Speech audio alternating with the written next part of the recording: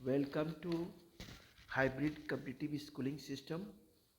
Today we are going to discuss some basic concept of chemistry. बेटा lecture number 2 आज हम discuss करेंगे. ठीक है, लेक्चर नंबर 1 किया था, लेक्चर नंबर 2 अभी बेसिक चीज़ें ही चल रही हैं. ठीक है बेटा, जो आपने पढ़ा हुआ है वो रिवीजन एक तरह से हो रहा है इस चैप्टर में आपका. ठीक है बेटा, तो आगे बढ़ते हैं बेटा. चलिए बच्चों, हम आगे आते हैं बेटा यहाँ पे कि ये जो होता है प्योर सब्सटेंस है ना बच्चों. अब आ गए बेटा, हम यहाँ पे कहेंगे प्योर सब्सटेंस. क्या कहेंगे बेटा? प्योर सब्सटेंस के बारे में जरा हम सारी चीज़ें, हालांकि आपको चीज़ें पता होंगी लेकिन फिर भी हम थोड़ा सा बेसिक चीज़ें एक बार रिवीजन कर देते हैं. प्योर सब्सटेंस बच्चों जैसे है आपका एलिमेंट्स है. ठीक है ना बेटा, एलिमेंट्स. एलिमेंट्स में क्या होता है? Element consist of only one type of particle. हम यहाँ पे कह सकते हैं बच्चों कि जो एलिमेंट होता है, element consist of only one type of particle. किससे? One type of particle. Consist only one type of कह सकते हैं पार्टिकल. ठीक है बच्चों, element consist only one type of particles. This particle में भी क्या हो सकते हैं? एटम्स भी हो सकते हैं, और क्या होते हैं बच्चों? मॉलिक्यूल्स भी हो सकते हैं. तो हम यहाँ पे ये कह सकते हैं कि दीज पार्टिकल्स, देखिए छोटी छोटी चीज़ें हैं, इसे ध्यान में आपको रखना है. दीज पार्टिकल्स में भी क्या होते हैं बच्चों? ये हो सकते हैं आपके एटम्स भी हो सकते हैं. ठीक है, और क्या हो सकते हैं? एंड ये आपके मॉलिक्यूल्स भी हो सकते हैं. ठीक है, एटम भी हो सकते हैं एंड मॉलिक्यूल्स भी हो सकते हैं. जैसे कि सोडियम है आपका बेटा. ठीक है बच्चों, सोडियम हो गया बच्चों. ये कॉपर हो गया.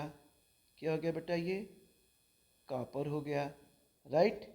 अब आपका ये बच्चों हो गया, सोडियम हो गया, कॉपर हो गया. ये बच्चों आपका हो गया सिल्वर हो गया, है ना बच्चों. ये सिल्वर हो गया आपका. ठीक है, तो ये क्या है आपके बच्चों? ये हम कह सकते हैं एटम्स हो गए. क्या हो गया बच्चों? हम कह सकते हैं इसे, हम कह सकते हैं बच्चों ये एटम्स हैं. ठीक है, अब आइए मॉलिक्यूल्स की बात करते हैं बच्चों. एटम्स हो गए, ठीक है ना. टू और मोर एटम्स, जैसे मान लीजिए क्या होते हैं, ये दो एटम्स हो गए. अगर कंबाइन करते हैं तो किसका फॉर्मेशन होता है? मॉलिक्यूल का फॉर्मेशन होता है. टू और मोर एटम्स जब कंबाइन करेंगे बेटा, यहाँ पे हम कह सकते हैं ऐसे करेंगे कि पढ़ा होगा आपने कि two or more atoms, different atom नहीं, same atom. Two or more atoms ये कंबाइन हो रहे हैं. क्या हो रहे हैं? कंबाइन हो रहे हैं. जब कंबाइंड हो रहे हैं, जिसे मान लीजिए हाइड्रोजन कंबाइंड हो गया बच्चों. अब मान लीजिए बेटा यहाँ भी हाइड्रोजन कंबाइंड हो गया, तो ये दोनों क्या है? एटम है ना. ये भी क्या है बच्चों? एटम है. तो ये क्या बन गया? ये टू, ये आपका क्या बन गया? ये मॉलिक्यूल बन गया. क्या बन गया बेटा? मॉलिक्यूल बन गया. ठीक है, इसी तरह हम ऑक्सीजन लेते हैं बच्चों. ये ऑक्सीजन लेते हैं बेटा, यहाँ बेटा हम ऑक्सीजन लेते हैं. अब ये दोनों ऑक्सीजन कंबाइन करके क्या बनाते हैं? क्या बनाएंगे यहाँ पे? O2. क्या बनाएंगे? ये O2. मतलब ये क्या बना दिए आपके? ऑक्सीजन डाइऑक्सीजन बन गया. तो इस तरह से कंपाउंड, इसका तरह से क्या बेटा? ये फॉर्मेशन होता है. अब डिफरेंट एटम्स कंबाइंड होंगे तो मॉलिक्यूल कंपाउंड का फॉर्मेशन होगा. जैसे मान लीजिए डिफरेंट एटम्स हो गए, तो अब सेम एटम है तो मॉलिक्यूल बनता है, और डिफरेंट एटम्स भी हो जाएंगे तो किसका फॉर्मेशन होगा बेटा? यानी हम ये कह सकते हैं, ये तो बेटा मॉलिक्यूल बन गए. क्या बन गए? ये दोनों क्या बन गए बेटा? हम कह सकते हैं ये क्या बने आपकी?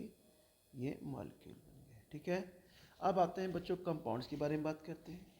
तो कंपाउंड्स भी आप जानते होंगे, फिर भी एक बार रिवीजन हो जाए. तो बच्चों कंपाउंड्स तो हम कह सकते हैं when two or more atoms of different elements combined. हम कह सकते हैं इसके बारे में ये कह सकते हैं व्हेन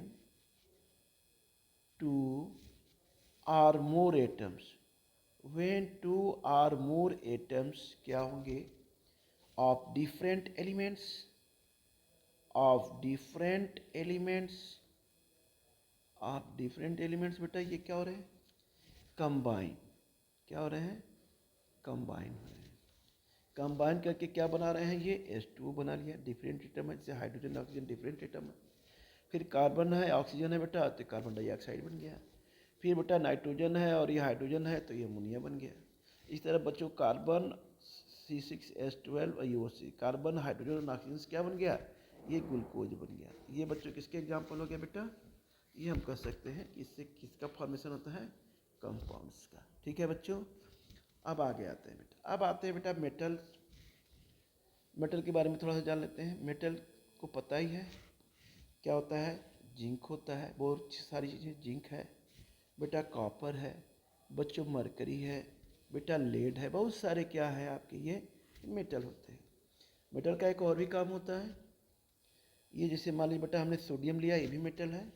तो जब ये इलेक्ट्रॉन ये क्या करेगा, इलेक्ट्रॉन को लूज करेगा, क्या करेगा, इलेक्ट्रॉन को लूज करेगा। लूज करने पर क्या बनाएगा बेटा, ये बना देगा Na+, और ये बेटा एक इलेक्ट्रॉन ये बाहर निकल जाएगा, यानी सोडियम प्लस हो गया।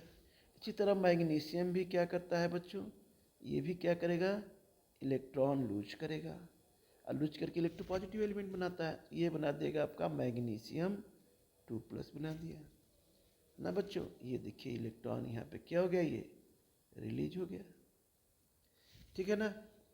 अब इसी तरह क्या होगा बच्चों, ये क्या होते हैं, इलेक्ट्रॉन्स इसमें रिलीज होते जाते हैं। एक मिनट बेटा, एक मिनट बच्चों, ये यहाँ पे एक मिनट ठीक से कर दें। तो बच्चों ये इलेक्ट्रॉन्स बेटा ये लूज करते हैं, ये बेटा इसी तरह एल्युमिनियम भी होता है, ये बच्चों एक मिनट, ये बेटा इलेक्ट्रॉन क्या करते हैं बच्चों, ये लूज करते हैं। इसी तरह क्या होता है बच्चों, एल्युमिनियम भी हुआ, तो ये भी इलेक्ट्रॉन लूज करेगा बेटा, तो ये हो जाएगा Al3+। बच्चों ये इलेक्ट्रॉन क्या करते हैं बेटा, लूज करते हैं।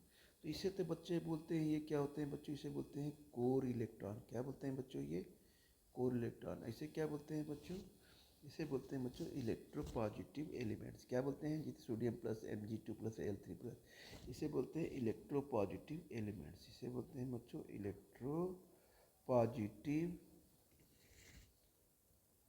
क्या होता है बेटा, ये एलिमेंट्स होते हैं, ठीक है ना।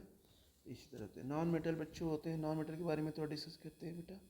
तो नॉन मेटल आप अच्छे से जानते हैं, जितनी गैसेज हैं, नाइट्रोजन है आपका बच्चों, ऑक्सीजन है, Cl2 है, फ्लोरो, ये क्या है, सारी जो गैसेज हैं ये क्या है बेटा, ये आपके नॉन मेटल हैं। जैसे क्लोरीन हुआ, ये क्या करता है भाई, इलेक्ट्रॉन को गेन करता है, क्लोरीन नेगेटिव आयन में कन्वर्ट हो जाता है। इसी तरह फ्लोरीन है, ये भी इलेक्ट्रॉन गेन करके किस में चेंज हो जाता है, ये फ्लोरीन आयन्स में चेंज हो जाता है। तो ये बच्चों क्या है, इसका ये एग्जाम्पल है। अब बेटा थोड़ा सा हम डिटेल में बता दें, होमोजीनियस मिक्सचर पहले वाले लेक्चर में हमने थोड़ा सा डिटेल में बहुत नहीं बताया था, लेकिन थोड़ा सा इसको जान लेते हैं क्योंकि हमेशा इसका यूज होगा आगे भी। तो आते हैं बच्चों, ये है होमोजीनियस क्या है बेटा, मिक्सचर। ये आपका हो गया homogeneous mixture. Homogeneous mixture uniform composition through out the, इसकी कोई बाउंड्री क्या होती है, विजिबल नहीं होती है, हमें दिखाई नहीं देता है। तो शुगर डिजॉल्व इन वाटर, ठीक है ना बच्चों। तो हम ये कह सकते हैं होमोजीनियस मिक्सचर।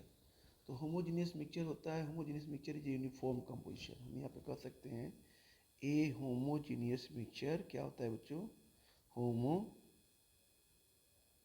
होमोजीनियस मिक्सचर बेटा ये कुछ ऐसा होता है। चलिए हम इससे समझा देते हैं, बाकी आपके नोट्स में होगा। जैसे बेटा ये हमने ले लिया, हमने पिछले वाले लेक्चर में बताया था कि ये क्या होता है बच्चों, ये क्या है, वाटर है, क्या है, वाटर है, ठीक है ना।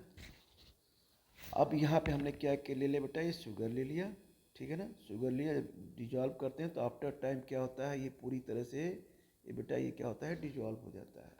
यानी हम कह सकते हैं कि होमोजीनियस मिक्सचर है जी यूनिफॉर्म कंपोजिशन, यानी पूरी तरह से इक्वल रूप से पानी पूरी तरह से कम क्या होता है, पूरी तरफ से मिक्स हो जाता है, ठीक है ना। इसकी कोई विजिबल हमें no visible boundaries of the separation between the various, हम इसके पार्टिकल्स को हम नहीं देख पाते, ठीक है ना।